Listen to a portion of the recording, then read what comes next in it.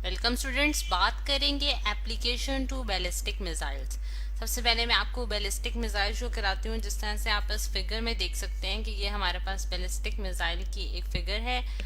इसमें स्टूडेंट्स हम लोग जो मिसाइल्स होते हैं हमारे पास, वो हमारे पास एक वेपन होता है जिसमें हम उसको मतलब कि उसके साथ आप एक इंजन अटैच करते हैं। और इंजन जब इंजन के अंदर जो हमारे पास फ्यूल होता है यानी कि गैसेस होती हैं, ठीक है, जब वो बर्न होती हैं तो उनकी वजह से वो जो है वो मिसाइल जो है वो फॉरवर्ड डायरेक्शन में मूव करता है, ठीक है। और जैसा कि आप देख सकते हैं कि हम उसको इस फ्यूल के जरिए इनिशियल वेलोसिटी प्रोवाइड करते हैं। जैसे कि मैं अगर वी आई से डिनोट कर दूं तो ये उसकी इनिशियल वेलोसिटी होगी और जिसकी वजह से ये फॉरवर्ड डायरेक्शन में जाके मूव करेगा और अपने टारगेट को हिट करेगा। अब मोर स्पेसिफिकली हम इन मिसाइल को बैलिस्टिक मिसाइल क्यों कहते हैं, क्योंकि इसकी दो प्रॉपर्टीज हैं। इसकी पहली प्रॉपर्टी जो ये है वो ये है कि ये अनपावर्ड होते हैं, ठीक है। अनपावर्ड होते हैं,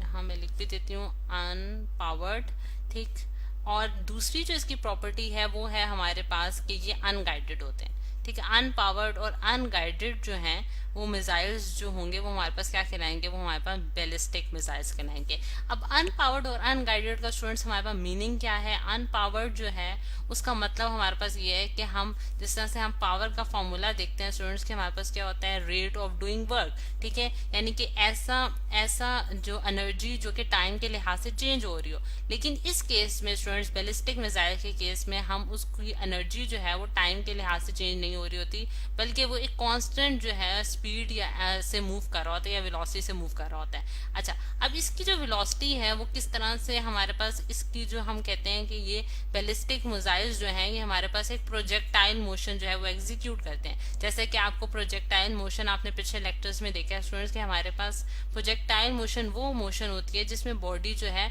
वो टू डायमेंशनल जो है मोशन एग्जीक्यूट करती है। जिस तरह से अगर मैं कहती हूँ कि एक्स वाई प्लेन में जो है मैं उसकी पोजीशन जो है वो देख सकती हूँ मूव होते हुए, और उसका जो पाथ वो फॉलो करते हैं वो हमारे पास क्या होता है, पैराबोलिक पाथ होता है, ठीक है। और उसको जो इनिशियल वेलोसिटी जो प्रोवाइड की जाती है स्टूडेंट्स, वो हमारे पास क्या होती है, वी आई, जिसे हम डिनोट कर रहे होते हैं कि हमारे पास अगर हम किसी बॉडी को इनिशियल वेलोसिटी प्रोवाइड करें तो वो बोथ हॉरिजॉन्टल और वर्टिकल मोशन जो है वो उसके पास जो है वो एग्जीक्यूट कर रहे होंगे। और जो स्टूडेंट्स हमारे पास इस केस में यानी कि अगर बैलिस्टिक मिसाइल के केस में हम देखें तो जो हॉरिजॉन्टल डायरेक्शन में यानी कि ये जो डायरेक्शन में उसके ऊपर जो फोर्स लग रही है स्टूडेंट्स, वो हमारे पास क्या है, हमारे पास इनिशियल वेलोसिटी है। और इनिशियल वेलोसिटी से जो बॉडी अपनी मोशन कंटिन्यू करती है वो हमारे पास क्या होती है कि हॉरिजॉन्टल डायरेक्शन में according to the law of inertia की वजह से वो अपनी मोशन जो है वो कंटिन्यू कर रही होती है। अब इनर्शिया हमारे पास क्या है स्टूडेंट्स, बेसिकली इनर्शिया हमारे पास ये है कि अगर कोई बॉडी जो है वो अब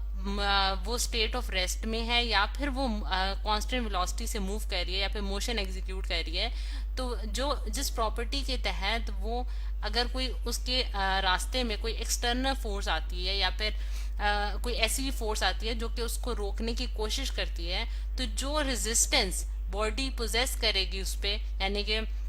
वो रुकेगी नहीं या फिर अपनी मोशन अपनी जो ओरिजिनल फॉर्म है उसको मेंटेन करेगी, तो वो हमारे पास प्रॉपर्टी क्या कहलाती है, प्रॉपर्टी हमारे पास इनर्शिया कहलाती है। और लॉ ऑफ इनर्शिया जो है जैसे कि हमने पढ़ा है कि हमारे पास जो न्यूटन फर्स्ट लॉ से भी हम देखते हैं कि हमारे पास जो बॉडी यानी कि अगर बॉडी के ऊपर कोई एक्सटर्नल फोर्स एक्सर्ट नहीं हो रही और वो स्टेट ऑफ रेस्ट में या फिर मोशन में है, तो वो अपनी मोशन को जो है वो कंटिन्यू रखेगी, ठीक है। तो ये हमारे पास फर्स्ट लॉ भी आ जाता है। तो इस केस में भी स्टूडेंट्स ऐसा ही है कि बैलिस्टिक मिसाइल के केस में जब हम उसको कोई इनिशियल वेलोसिटी प्रोवाइड करते हैं, अगर हम लोग एयर रेजिस्टेंस यानी कि हमारे पास इसमें जो दो फैक्टर्स जो कि बहुत इंपॉर्टेंट है वो हमारे पास क्या है कि एयर रेजिस्टेंस का जो फैक्टर आ जाता है जो कि उसकी मोशन को डिस्टर्ब कर रहा है, और वो हमारे पास एज एन एक्सटर्नल फोर्स जो है वो मतलब कि हम उसको देख सकते हैं कि वो हमारे पास एक्सटर्नल फोर्स है, ठीक है। अगर एयर रेजिस्टेंस के फैक्टर को हम निग्लेक्ट कर दें यानी कि एक ऐसा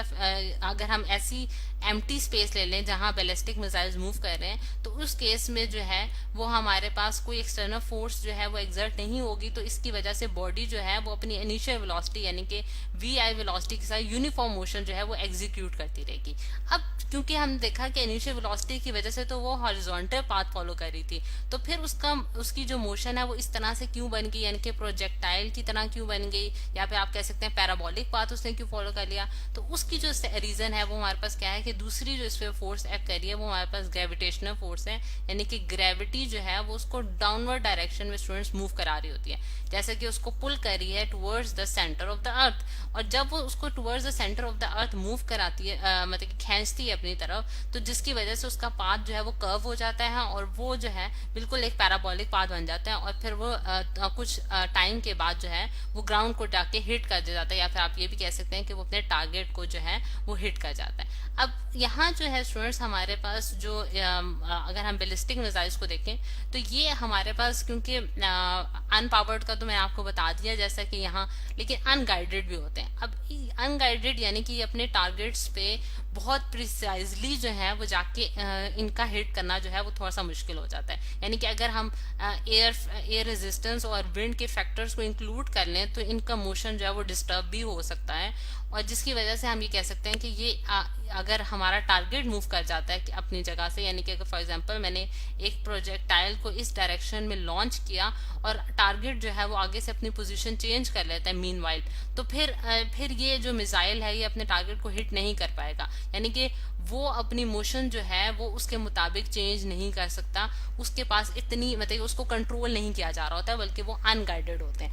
تو ایسی کیسز میں جو ہے یہ مطلب کہ ہمارے پاس اس کے تھوڑے سے ڈرا بیکس آ جاتے ہیں کہ جو کہ بیلسٹک میزائلز میں ہم دیکھتے ہیں. پھر اس کے بعد اگر ہم دیکھیں اسٹوڈینٹس کہ ہمارے پاس جب ہم ہائی اسپیڈ کی, یعنی کہ یہ جو دو فیکٹرز ہیں ان کو جس طرح سے اس کیس میں تو ہم نے نیگلیکٹ کر دیا تھا, لیکن اگر ہمارے پاس یہاں میں اگر آپ کو دکھاؤں کہ کس کیسز میں ہمارے پاس ایئر ریزسٹنس اور ونڈ کے فیکٹرز کو جو ہے وہ نیگلیکٹ نہیں کیا جا سکتا, کہ اگر ہمارے پاس اس کو ڈفرنٹ کلر سے شو کر دیتی ہوں کہ اگر ہمارے پاس ہائی اسپیڈ, یعنی کہ اگر ہم بہت ہائی اسپیڈ کے ساتھ اپنا میزائل لانچ کریں اور ہم لوگوں نے لانگ رینج, مطلب کہ ہمارا جو ٹارگیٹ ہے وہ لانگ رینج ہو, یعنی کہ آپ کی جو پروجیکٹائل ہوگا اس کی ٹریجیکٹری جو ہے, یعنی کہ جو وہ پاتھ فالو کرتا ہے وہ بہت زیادہ ہو جائے, تو ایسے کیسز میں جو ہے وہ ہم ایئر ریزسٹنس کے فیکٹرز کو جو ہے وہ نہیں نیگلیکٹ نہیں کر سکتے. اس میں ہمارے پاس ایئر ریزسٹنس آ جائے گی, اور اس کی وجہ سے ہمارے پاس جو ہے اس فیکٹرز کو انکلوڈ کرتے ہوئے ہم نے اپنی جو ہے وہ مطلب کہ اس کو انیشیل ویلوسٹیز اور اس کے مطابق ہم نے اپنا ٹارگیٹ بنانا ہوگا. ٹھیک, اور پھر اس کے بعد اگر ہم دیکھیں اسٹوڈینٹس کہ ہمارے پاس جو جس طرح سے اگر ہم دیکھیں کہ ہمارے پاس جو پروجیکٹائل میں اسٹوڈینٹس ہم نے ایکویشنز پڑھی تھی کہ ہم نے اس کی ویلوسٹیز, ہائٹ وغیرہ اور رینج وغیرہ نکالی تھی, تو اس طرح سے ہم لوگ جو ہے بیلسٹک میزائلز کی بھی نکال سکتے ہیں, لیکن کیونکہ وہ کچھ کمپلیکیٹڈ ایکویشنز ہو جائیں گی اس وجہ سے ہم یہاں انیشیل بیسس میں اس کو ڈسکس نہیں کریں گے. لیکن اگر ہم دیکھیں کہ ہمارے پاس جو بیلسٹک میزائلز ہیں یہ ہمارے پاس شارٹ رینج کے لیے, یعنی کہ شارٹ رینج کے لیے اگر ہم یوز کریں تو ان کی پریسیژن جو ہے وہ اچھی ہے, اور ان کو ہم یوز کر سکتے ہیں شارٹ رینج ٹارگیٹس کو اچیو کرنے کے لیے. لیکن اگر ہم لوگ لانگ رینج میں جاتے ہیں اور ہم ہائی پریسیژن کو دیکھنا چاہتے ہیں تو اس کے لیے اسٹوڈینٹس ہم لوگ یوز کرتے ہیں ریموٹ کنٹرول گائیڈڈ میزائلس. ٹھیک ہے, یہ ہمارے پاس جو ہے یہ ایک مطلب کہ ان کی ٹیکنالوجی کے لحاظ سے اگر دیکھیں تو یہ اس سے زیادہ اچھے ہمارے پاس میزائلز ہوتے ہیں جو کہ جن کی پریسیژن پاور بھی بہت اچھی ہوتی ہے, اور ان کو یہ گائیڈڈ میزائلز ہوتے ہیں بیسیکلی, یعنی کہ یہ ٹارگیٹ کے مطابق جو ہے وہ اپنی موشن کو چینج کر سکتے ہیں. ٹھیک ہے, اور ان کی جو یہ لانگ رینج کے لیے بھی یوز ہوتے ہیں, اور دوسرا یہ ہوتا ہے کہ ان کی پریسیژن جو پاور ہے وہ بہت زیادہ ہوتی ہے as compare to ballistic missiles. تو یہ اسٹوڈینٹس ہمارے پاس بیسیکلی اپلیکیشنز میں آ جاتے ہیں, ہمارے پاس پروجیکٹائل موشن کے اپلیکیشنز میں, جو کہ آج ہم نے ڈسکس کی ہے کہ کس طرح سے جو ہے اس کو ہم یوز کر سکتے ہیں مطلب کہ وار پرپزز کے لیے بھی, اور دوسری جو ہماری جو ہے ٹیکنالوجیز کے طور پہ بھی.